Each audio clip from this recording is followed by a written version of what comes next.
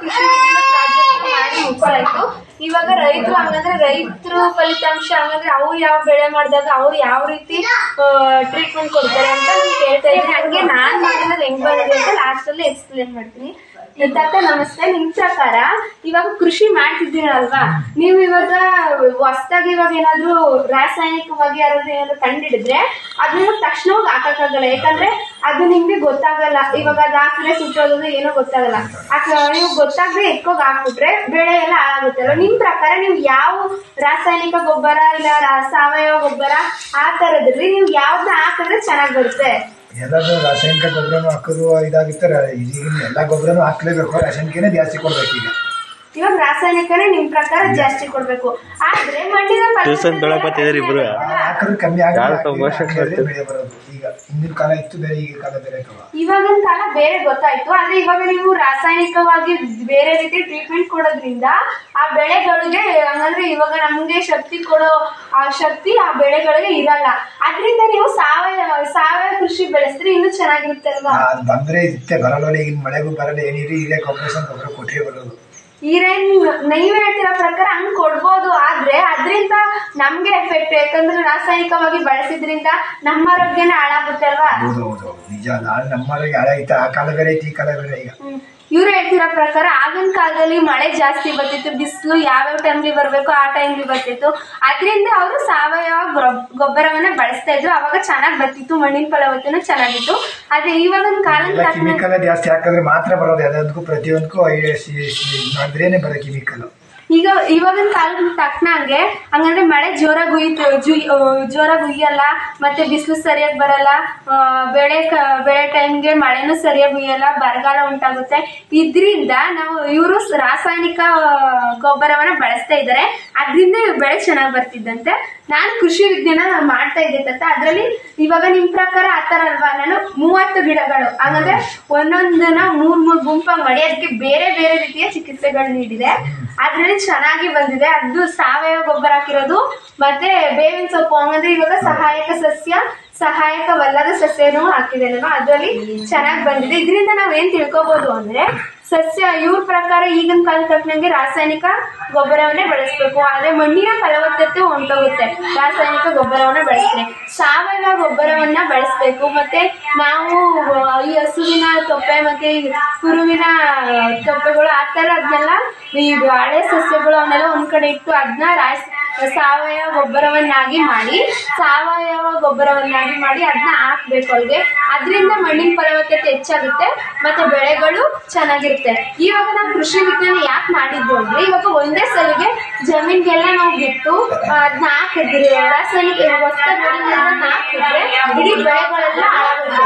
ಅದ್ರ ಬದಲು 30 ಗಿಡ ತಗೊಂಡು ಅದಕ್ಕೆ 3 ಗಿಡ, ಅದಕ್ಕೆ ನಾವು ಹೊಸ 30 ಗಿಡ ಅಂತ ಸಾಕಷ್ಟು ತಗೋಬಹುದು. ಅದನ್ನ ಹೊಸ ಟ್ರೀಟ್ಮೆಂಟ್ ನಾವೇನಾದ್ರು ಅದಕ್ಕೆ ಹಾಕಿದ್ರೆ ಗಿಡಗಳು ಹೇಗೆ ರಿಯಾಕ್ಟ್ ಮಾಡ್ತೇವೆ, ಮತ್ತೆ ಅದು ಹಂಗೋಗುತ್ತೆ, ಚೆನ್ನಾಗಿ ಬರುತ್ತೆ ಬೆಳೆ ಅಂತ ಗೊತ್ತಾಗುತ್ತೆ. ಇದನ್ನ ನಾವು ಇವಾಗ ತೀರ್ಮಾನ ಮಾಡಿದೀವಿ. ಕೃಷಿ ವಿಜ್ಞಾನ ಪ್ರಾಜೆಕ್ಟ್ ಮುಕ್ತಾಯಗೊಂಡಿದೆ. ಧನ್ಯವಾದಗಳು.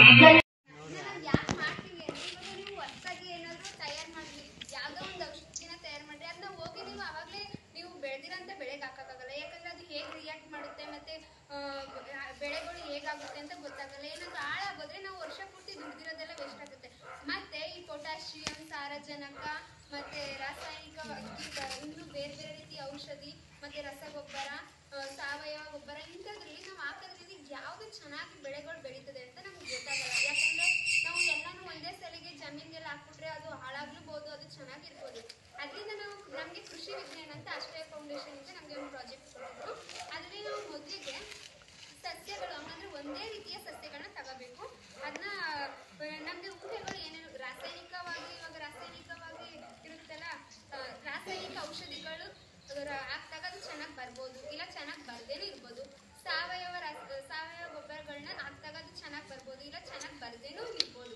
ಈ ತರ ನಮ್ಗೆ ಊಹೆಗಳು. ಇದರಲ್ಲಿ ನಮ್ಗೆ ಯಾವ್ದು ಚೆನ್ನಾಗಿ ಲಾಸ್ಟ್ ಅಲ್ಲಿ ಈ ಪ್ರಾಜೆಕ್ಟ್ ಅನ್ನ ಮುಗಿಸಿದಾಗ ಈ ಊಹೆಗಳು ಯಾವ್ದು ಸರಿಯಾಗುತ್ತೆ ಅಂತ ನಾವು ನೋಡ್ಬೋದು. ನಮ್ಗೆ ಬೇಕಾಗಿರುವ ಸಾಮಗ್ರಿ 30 ಲೋಟ, ಮತ್ತೆ 30 ಒಂದೇ ರೀತಿಯ ಕಾಳುಗಳು, ಮತ್ತೆ ಮಣ್ಣು, ಪೊಟ್ಯಾಷಿಯಂ, ನೀಲ ನೀಲಗಿರಿ ಎಲೆ, ಬೇವಿನ ಎಲೆ, ಸಾರಜನಕ, ಪೊಟ್ಯಾಷಿಯಂ, ಸುಣ್ಣ, ನಿಂಬೆಹಣ್ಣು, ನೀರು, ಎರೆಹುಳು ಗೊಬ್ಬರ. ನಾವು ಮೊದಲಿಗೆ ಏನು ಮಾಡಬೇಕು ಅಂದರೆ ಫಸ್ಟಿಗೆ 30 ಲೋಟನ ತೆಗೋಬೇಕು. ತಗೊಂಡ ನಂತರ ಅದಕ್ಕೆ ಮಣ್ಣು ತುಂಬಿ 30 ಲೋಟನ ಹಾಕಿ 15 ದಿನ ಅದನ್ನ ಪ್ಲಾಂಟ್ನ ಚೆನ್ನಾಗಿ ಬರೋವರೆಗೂ ಬೆಳೆಸಬೇಕು. ಅದು ಬೆಳೆಸಾದ್ಮೇಲೆ ನಂತರ ನಾವು ಇವಾಗ ಒಂದೊಂದು 30 ಲೋಟಗಳಿರುತ್ತಲ್ವ ಅದನ್ನ ಒಂದೊಂದು 3 ಲೋಟವಾಗಿ ವಿಂಗಡಿಸ್ಬೇಕು. ಅಂದರೆ ಒಂದೊಂದು ಗುಂಪಾಗಿ 10 ಗುಂಪನ್ನ ಮಾಡಬೇಕು. ಅದರಲ್ಲಿ ಮೊದಲನೆಯದು ನಿಯಂತ್ರಣ ಗುಂಪು. ಹಾಗಂದ್ರೆ ಅದಕ್ಕೆ ನಾವು ಯಾವುದೇ ರೀತಿಯ ಚಿಕಿತ್ಸೆಯನ್ನು ನೀಡುವುದಿಲ್ಲ. ಇನ್ನು 9 ಚಿಕಿತ್ಸೆಯ ಗುಂಪಿರುತ್ತೆ. ಆ 9 ಚಿಕಿತ್ಸೆ ಗುಂಪಿಗೆ ನಾವು ಬೇರೆ ಬೇರೆ ರೀತಿಯ ಚಿಕಿತ್ಸೆಯನ್ನು ನೀಡ್ಕೊಂಡು ಹೋಗ್ಬೇಕು. ಮತ್ತೆ ಇನ್ನು 15 ದಿನ ಅದರ ಸೆಂಟಿಮೀಟರ್ ಮತ್ತೆ ಅದರ ಎಷ್ಟು ಎಲೆಗಳು ಬಿಟ್ಟಿದೆ ಅಂತ ಅದನ್ನೆಲ್ಲ ನಾವು ಬರ್ಕೊಳ್ತಾ ಹೋಗ್ಬೇಕು. ಹಂಗೆ ಮಾಡ್ತಾ 15 ದಿನ ಆದ್ಮೇಲೆ ಕೊನೆಯ ದಿನ ಹಂಗಂದ್ರೆ 23ನೇ ದಿನದ್ದು ಸಹ ನಾವು ಹಂಗೆ ತಗೋಬೇಕು. ಅದನ್ನ ಕ್ಯಾಲ್ಕುಲೇಷನ್ ಮಾಡಬೇಕು. ಹಂಗಂದ್ರೆ ಫಸ್ಟು ಕೂಡಿಸ್ಕೋಬೇಕು, ಕೂಡಿಸಿರೋದನ್ನ ಬಾಗಿಸ್ಬೇಕು, ಬಾಗಿಸಿರೋದನ್ನ ಕಳಿಬೇಕು. ಈ ರೀತಿ ಮಾಡಿ ಲಾಸ್ಟಲ್ಲಿ ಯಾವುದು ಋಣಾತ್ಮಕ ಬಂದಿರುತ್ತೋ ಆ ಸಸ್ಯಗಳು ನೆಗೆಟಿವ್ ಅಂತ ಸೂಚಿಸುತ್ತೆ. ಮತ್ತೆ ಯಾವುದು ಧನಾತ್ಮಕವಾಗಿ ಬಂದಿರುತ್ತೋ ಅವು ಪಾಸಿಟಿವ್ ಆಗಿ ಸೂಚಿಸುತ್ತೆ. ಇದರಲ್ಲಿ ನನಗೆ ಯಾವುದು ಚೆನ್ನಾಗಿ ಬಂತು ಅಂತ ಎರೆಹುಳು ಗೊಬ್ಬರ ಹಾಕಿರೋದು ಮತ್ತೆ ಬೇವಿನ ಎಲೆ ಹಾಕಿರೋದು ತುಂಬಾ ಚೆನ್ನಾಗಿ ಬಂತು. ಹಂಗಂದ್ರೆ ಆ ಗಿಡಗಳು ತುಂಬಾ ರಿಯಾಕ್ಟ್ ಮಾಡಿದೆ. ಆ ಔಷಧಿಗೆ ತಕ್ಕನಾಗಿ ಚೆನ್ನಾಗಿ ಬೆಳೆದಿದೆ. ಅದರಲ್ಲಿ ನಾನು ಒಂದು 5 ಗಿಡಗಳನ್ನ ಇಟ್ಕೊಂಡಿದ್ದೀನಿ. ನೋಡಿ ಎಷ್ಟು ಚೆನ್ನಾಗಿ ಬೆಳೆದಿದೆ ಅಂದರೆ ಇದ್ರ ಫಲಿತಾಂಶ ಇವಾಗ ನಾನು ಹೇಳಿದೆ ಯಾವುದು ಪಾಸಿಟಿವ್ ಯಾವ್ದು ನೆಗೆಟಿವ್ ಅಂತ. ಅದೇ ರೀತಿ ಎಲ್ಲ ಗಿಡಗಳು ಸಹ ಚೆನ್ನಾಗಿ ಬಂದಿದೆ. ಇದಕ್ಕೆ ಹಂಗಂದ್ರೆ ಈ ಪ್ರಾಜೆಕ್ಟ್ ಸಂಬಂಧಿಸಿದ್ರೆ ನಾನು ರೈತರ ಜೊತೆನೂ ಹೋಗಿ ಡಿಸ್ಕಸ್ ಮಾಡಿದೆ, ಅವ್ರ ಜೊತೆ ವಿಡಿಯೋನು ಮಾಡಿ ಕಳಿಸಿದೆ. ಅದರಲ್ಲಿ ನನಗೆ ಅವರು ಹೇಳಿದ್ರು ಅಂದರೆ ಹಿಂದಿನ ಕಾಲದಲ್ಲಿ ಮಳೆ ಮತ್ತೆ ಬಿಸಿಲು ಎಲ್ಲ ಕಾಲಕ್ಕೆ ಆಗುತ್ತಿತ್ತು. ಅದರಿಂದ ನಾವು ಸಾವಯವ ಗೊಬ್ಬರ ಬಳಸ್ತಾ ಇದ್ವು. ಅದರಿಂದ ಬೆಳೆಗಳು ಚೆನ್ನಾಗಿ ಬರ್ತಿತ್ತು. ಇವಾಗ ಮಳೆ ಮತ್ತೆ ಬಿಸಿಲು ಯಾವುದು ಚೆನ್ನಾಗಿ ಆಗಲ್ಲ. ಇವಾಗ ನಾವು ರಾಸಾಯನಿಕ ಗೊಬ್ಬರವನ್ನೇ ಬಳಸಬೇಕು. ಯಾಕಂದ್ರೆ ಈಗ ರಾಸಾಯನಿಕ ಗೊಬ್ಬರ ಬಳಸ್ತೇ ಹೋದ್ರೆ ಇವಾಗ ಬೆಳೆಗಳು ಬರೋದಿಲ್ಲ, ನಮಗೆ ಜೀವನ ಮಾಡೋಕ್ಕೂ ಆಗಲ್ಲ, ಬೆಳೆಗಳೆಲ್ಲ ನಾಶ ಆಯ್ತವೆ ಅಂತ. ಅದೇ ನಾವು ಏನ್ ಮಾಡ್ಬೋದು ಅಂದ್ರೆ ಇವಾಗ ಸಾರಜನಕ ಅದು ಸಹ ಚೆನ್ನಾಗಿ ಬಂದಿತ್ತು. ಅದರಲ್ಲಿ 46% ಯೂರಿಯಾ 46% ಸಾರಜನಕ ಅಂಶವನ್ನು ಹೊಂದಿರುತ್ತೆ. ಮತ್ತೆ ಅದು ನೀರಲ್ಲಿ ಬೇಗ ಹಾಕತ್ತೆ. ನಾವು ಅದನ್ನ ಬೆಳೆಗಳಿಗೆ ಹಾಕ್ಬೋದು. ಮತ್ತೆ ಅದಕ್ಕಿಂತ ಹೆಚ್ಚಾಗಿ ಪೊಟ್ಯಾಷಿಯಂ ಹಾಕಿದ್ರೆ ಹಂಗಂದ್ರೆ ಈ ಗಿಡಗಳಿಗೆ ಹಾಕ್ದಾಗ ಅದು ಎಲ್ಲ ಒಣಗೋಗುತ್ತೆ, ಡ್ರೈ ಆಗುತ್ತೆ, ಮತ್ತೆ ಅದು ಬೆಳೆಗಳು ಬರಲ್ಲ. ಅದರಿಂದ ನಾವು ಮನೇಲಿ ಇವಾಗ ತರಕಾರಿ ಸಿಪ್ಪೆಗಳನ್ನ ಕಟ್ ಮಾಡಿ ಬಿಸಾಕ್ತಿದ್ದಾರೆ. ಅದು ಮತ್ತೆ ಕುರಿ ಪಿಕ್ಕೆ ಹಾಕುತ್ತಲ್ಲ ಆ ಗೊಬ್ಬರ ಮತ್ತೆ ಹಸುದು ಎಲ್ಲಾನು ಸೇರಿಸಿ ಸಾವಯವ ಗೊಬ್ಬರ ಮಾಡಿ ಅದನ್ನ ನಾವು ಬೆಳೆಗಳಿಗೆ ಹಾಕ್ತದೆ. ಅದು ಇನ್ನೂ ಚೆನ್ನಾಗಿ ಬರುತ್ತೆ ಬೆಳೆಗಳು. ಅದರಿಂದ ನಾನು ನಿಮ್ಗೆಲ್ಲ ಏನು ತಿಳಿಸೋಕೆ ಪ್ರಯತ್ನ ಪಡ್ತೀನಿ ಅಂದ್ರೆ ಇವಾಗ ಎಲ್ಲರೂ ಅಕಸ್ಮಾತ್ ಯಾರು ಕೃಷಿ ಮಾಡಲ್ಲ, ಜಾಸ್ತಿ ಓದ್ತೀವಿ ಅಂದ್ಬಿಟ್ಟು ಓದ್ಬಿಟ್ಟು ಸಿಟಿ ಕಡೆ ಹೋಗ್ತಾರೆ. ಆದ್ರೆ ಕೃಷಿನೂ ಮಾಡ್ಬೇಕು. ನಾವು ಎಷ್ಟು ಚೆನ್ನಾಗಿ ಓದ್ತೀವೋ ಅಷ್ಟೇ ಮಟ್ಟಿಗೆ ಇಲ್ಲೂ ಸಹ ಕೃಷಿ ಮಾಡ್ಬೇಕು. ನೀವು ಕೃಷಿ ಮಾಡ್ಬೇಕಾದ್ರೆ ಫಸ್ಟ್ ಅದು ಯಾವ ಔಷಧಿಗೆ ರಿಯಾಕ್ಟ್ ಮಾಡುತ್ತೆ, ಬೆಳೆ ಚೆನ್ನಾಗಿ ಬರುತ್ತೆ ಅನ್ನೋದನ್ನ ತಿಳ್ಕೋಬೇಕು ಅಂತ ನಾನು ಹೇಳ್ತೀನಿ. ಕೃಷಿ ಮಾಡ್ಬೇಕಾದ್ರೆ ಎಲ್ಲರೂ ನಾನು ಏನು ಹೇಳಿದ್ನೋ ಆ ಹಂತವಾಗಿ ಮಾಡಿ ಅಂತ ಈ ನನ್ನ ಪ್ರಾಜೆಕ್ಟ್ನ ಮುಗಿಸ್ತಾ ಇದ್ದೀನಿ. ಧನ್ಯವಾದಗಳು. ಪ್ರತಿ ಒಂದು ಪ್ಲಾಂಟನ್ನು ಕೂಡ ನಾನು 3 ಆಗಿ ನಾನು ಡಿವೈಡ್ ಮಾಡ್ತಾ ಹೋದೆ. ಅಂದರೆ 3 ಲೋಟಗಳನ್ನು ಸೇರಿಸಿ ಒಂದು ಗುಂಪು ಅಂತ ಹೇಳಿ ಮಾಡ್ತಾ ಹೋದೆ. ಸೊ ಫಸ್ಟ್ ಒಂದು ನಿಯಂತ್ರಣ ಗುಂಪು ಅಂತ ತಗೊಂಡಿದ್ದೆ ಸರ್. ಮಿಕ್ಕಿದ ಎಲ್ಲರೂ ಕೂಡ ಚಿಕಿತ್ಸಾ ಗುಂಪು ಅಂತ ತಗೊಂಡಿದ್ದೆ. ನೋಡಿದ್ರಿ ಪ್ರತಿಯೊಂದು ಕೂಡ ನಾವು ಅಬ್ಸರ್ವ್ ಮಾಡಿದಾಗ ಪ್ರತಿಯೊಂದು ಅಬ್ಸರ್ವ್ ಮಾಡಿದಾಗ ನೋಡಿ ಮಕ್ಕಳಿಗೆ ಫಸ್ಟ್ ಎ ಅಂತ ತಗೊಂಡಿದ್ದಾರೆ, ಬಿ ಅಂತ ಸಿ ಅಂತ ತಗೊಂಡಿದ್ದಾರೆ. ಪ್ರತಿಯೊಂದು ಗ್ರೂಪಲ್ಲಿ 3 ಪ್ಲಾಂಟ್ ತಗೊಂಡಿದ್ದಾರೆ. ಆ 3 ಪ್ಲಾಂಟಲ್ಲಿ ಮೊದಲನೇ ಪ್ಲಾಂಟ್ ಏನೂ ಅವಳು ಚಿಕಿತ್ಸೆ ಮಾಡಿಲ್ಲ. ಮೊದಲನೇ ಪ್ಲಾಂಟಲ್ಲಿ ಯಾವುದೇ ಚಿಕಿತ್ಸೆ ಮಾಡಿಲ್ಲ. ಎರಡನೇ ಗ್ರೂಪಲ್ಲಿ ನೋಡಿ ಮಕ್ಕಳು, ಎರಡನೇ ಗ್ರೂಪಲ್ಲಿ ನಿಂಬೆಹಣ್ಣು ಯೂಸ್ ಮಾಡೋದು. ನಿಂಬೆಹಣ್ಣು ಯಾಕೆ ಯೂಸ್ ಮಾಡೋದು ಅಂತಂದರೆ ನಾವು ಮಣ್ಣಿಗೆ ಅಸಿಡಿಟಿ ಜಾಸ್ತಿ ಮಾಡಿದಾಗ ಅಥವಾ ಆ್ಯಸಿಡ್ ಆಡೋದು ಮಾಡಿದಾಗ ಆಗ ಪ್ಲಾಂಟ್ ಚೆನ್ನಾಗಿ ಬರುತ್ತಾ ಇಲ್ವಾ ಅಂತೇಳಿ ಅವರು ಟೆಸ್ಟ್ ಮಾಡಬೇಕು. ಫಾರ್ ಎಕ್ಸಾಂಪಲ್ ನಾವು ಮಣ್ಣು ಅಸಿಡಿಟಿ, ಹ್ಯೂಮಿಡಿಟಿ ಮತ್ತು ತೇವಾಂಶ ಚೆಕ್ ಮಾಡ್ತೀವಿ. ಆದರೂ ಸಹ ಅಸಿಡಿಟಿ ಜಾಸ್ತಿ ಮಾಡಿದಾಗ ಏನಾದ್ರು ಎಫೆಕ್ಟ್ ಆಗುತ್ತಾ ಪ್ಲಾಂಟ್ಗೆ? ಆದರೆ ಡೈರೆಕ್ಟಾಗಿ ನಾವು ಆ್ಯಸಿಡ್ ಆಡ್ ಮಾಡಲಿಕ್ಕಾಗೋದಿಲ್ಲ ಸಸ್ಯಗಳಿಗೆ ಅಥವಾ ಭೂಮಿಗೆ ಆಡ್ ಮಾಡಲಿಕ್ಕಾಗುತ್ತೆ. ಸೊ ಅದಕ್ಕೆ ಏನು ಮಾಡ್ತೀವಿ, ಫಸ್ಟು ಅಲ್ಲಿ ಟ್ರಯಲ್ ಆ್ಯಂಡ್ ಎರರ್ ಮಾಡ್ತೀವಿ. ಅದಕ್ಕೆ ಏನು ಮಾಡೋದು, ಜಸ್ಟ್ 3 ಪ್ಲಾಂಟಿಗೆ ಅಪ್ಲೈ ಮಾಡೋದು. ಒಂದೇ ಥರದ ಪ್ಲಾಂಟು ಆದರೆ 3 ಪ್ಲಾಂಟ್ಗೆ ಮಾತ್ರ ನಿಂಬೆ ರಸವನ್ನು ಆಡಪ್ ಮಾಡಿಬಿಟ್ಟು ಅದರಿಂದ ಏನು ಸಿಗ್ತಾ ಇದೆ ನಮಗೆ ರಿಸಲ್ಟ್ ಅಂತೇಳಿ ಚೆಕ್ ಮಾಡೋದು. ಇನ್ನು ನೆಕ್ಸ್ಟ್ 3 ಗ್ರೂಪಿಗೆ ಸಿ ಗ್ರೂಪಲ್ಲಿ ಏನು ಮಾಡೋದು ಅಂತಂದರೆ ಕ್ಯಾಲ್ಸಿಯಂ ಅಂಶ ಬೇಕಲ್ಲ ಸಸ್ಯಗಳಿಗೆ. ಸೊ ಅದಕ್ಕೆ ಅವಳೇ ಮಾಡಿದ್ದು ಆ ಸುಣ್ಣದ ನೀರನ್ನು ಚೆನ್ನಾಗಿ ಕಲಿಸಿ ಆ ಸುಣ್ಣದ ನೀರನ್ನು ಫಿಲ್ಟ್ರ್ ಮಾಡಿಕೊಂಡು ಆ ಸುಣ್ಣದ ನೀರನ್ನ ಪ್ರತಿ ಪ್ಲಾಂಟ್ಗೂ ಆಡಪ್ ಮಾಡ್ತಾವೆ. ಫಾರ್ ಎಕ್ಸಾಂಪಲ್ 3 ಪ್ಲಾಂಟ್ ಇದ್ರೆ ಒಂದು ಪ್ಲಾಂಟ್ಗೆ ಒಂದು ಲೋಟ, ಎರಡನೇ ಪ್ಲಾಂಟ್ಗೆ 2 ಲೋಟ, 3 ಲೋಟಕ್ಕೆ 3 ಲೋಟ ಹಾಕೊಂಡು ಹೀಗೆ ಮಾಡ್ತಾ ಹೋದಾಗ ಆ 3 ಪ್ಲಾಂಟ್ ಅಲ್ಲಿ ಏನ್ ಡಿಫ್ರೆನ್ಸ್ ಬರುತ್ತೆ, ಕ್ಯಾಲ್ಸಿಯಂ ಜಾಸ್ತಿ ಆದ್ರೆ ಏನಾಗ್ತದೆ, ಕ್ಯಾಲ್ಸಿಯಂ ಕಡಿಮೆ ಆದ್ರೆ ಏನಾಗುತ್ತೆ ಅಂತ ಹೇಳಿ ಅವ್ರು ರಿಪೋರ್ಟ್ ಮಾಡ್ತಾ ಹೋಗ್ತಾರೆ.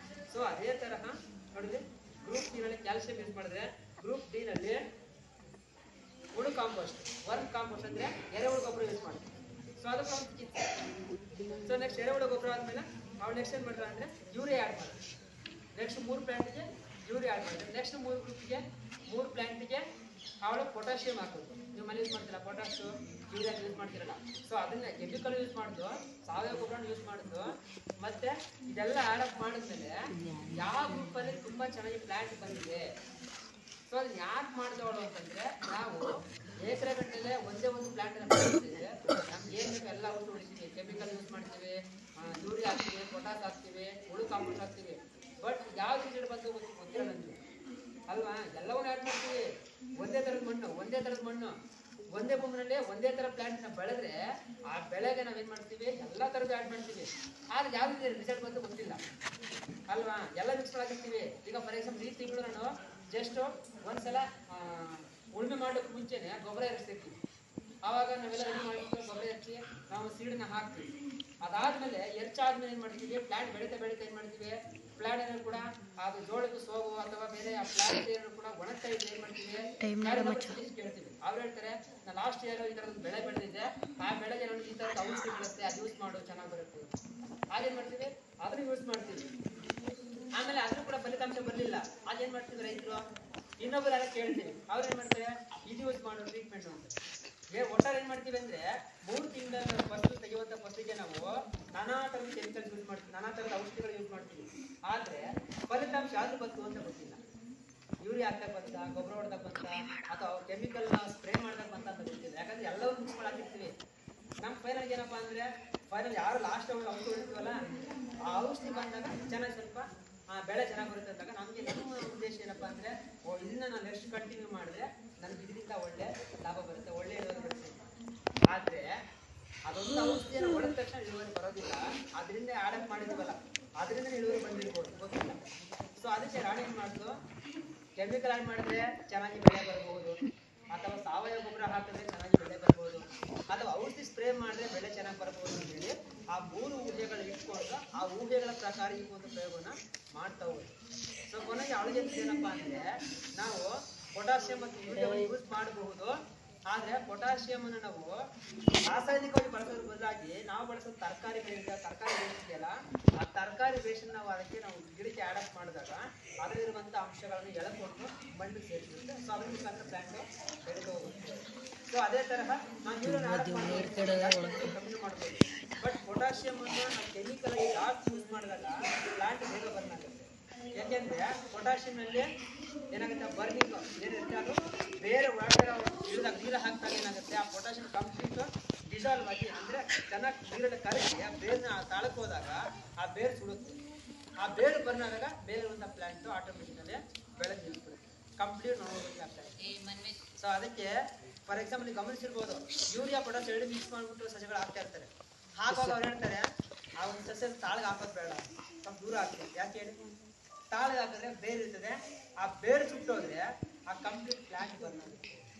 ಸೊ ಅದಕ್ಕೆ ಯಾರು ರೈತರು ಏನ್ ಮಾಡ್ತಾರಪ್ಪ, ಎಲ್ಲನ ಒಂದೇ ಇದಕ್ಕೆ ಒಂದೇ ಇಳುವರಿಗೆ ಹಾಕೋದ್ರ ಬದಲಾಗಿ ಬೇರೆ ಬೇರೆ ಸಪ್ರೇಟ್ ಆಗಿ ಯೂಸ್ ಮಾಡೋದು ಹೇಗಾಗುತ್ತೆ ಅನ್ನೋದನ್ನ ಕಂಡಿಡಿಯೋಕ್ಕೋಸ್ಕರವಾಗಿ ಟ್ರಯಲ್ ಅಂಡ್ ಎರರ್ ಮೆಥಡ್ ಅಂತ. ಸೊ ಅದನ್ನ ಕಂಡಿಡಿಯೋಕ್ಕೋಸ್ಕರವಾಗಿ ಅವಳು ಏನ್ ಮಾಡೋದು ಅಂದ್ರೆ ಒಂದೇ ತರ ಪ್ಲಾಂಟ್ ಅನ್ನು 30 ಪ್ಲಾಸ್ಟಿಕ್ ಲೋಟದಲ್ಲಿ ಹಾಕಿ ಅದಕ್ಕೆ ಬೇರೆ ಬೇರೆ ಟ್ರೀಟ್ಮೆಂಟ್ ಕೊಟ್ಟು ಅದರಲ್ಲಿ ಯಾವ್ದು ಚೆನ್ನಾಗಿ ಬಂದಿದೆ ಅಂತ ಕಂಡಿಡಿದ್ರು. ಸೊ ಇದು ತುಂಬಾ ಪರಿಶ್ರಮ ಇದೆ ಪ್ರಾಣಿಗಳು, ಸುಮ್ಮನೆ ಮಾಡಲಿಲ್ಲ ಅವರು.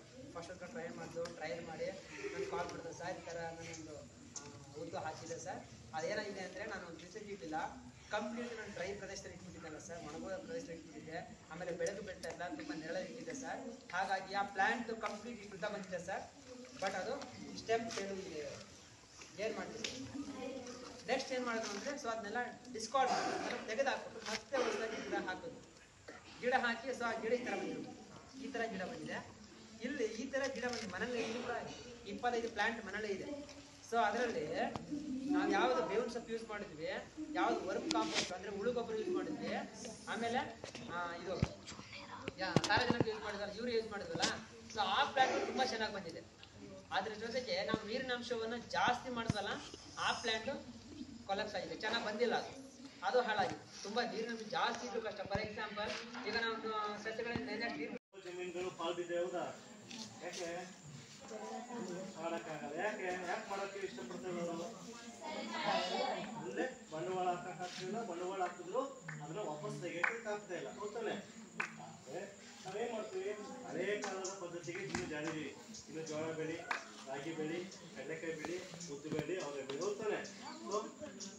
ನಾವು ಇತ್ತೀಚೆಗೆ ಮನೆಗಳಲ್ಲಿ ಎತ್ತುಗಳಿರ್ತೇವೆ, ಹೊಲ, ಕುರಿ, ಆಡುಗಳು, ಎಮ್ಮೆಗಳು ಸಾಕಷ್ಟು ಇರ್ತಾ ಇದ್ದಾವೆ.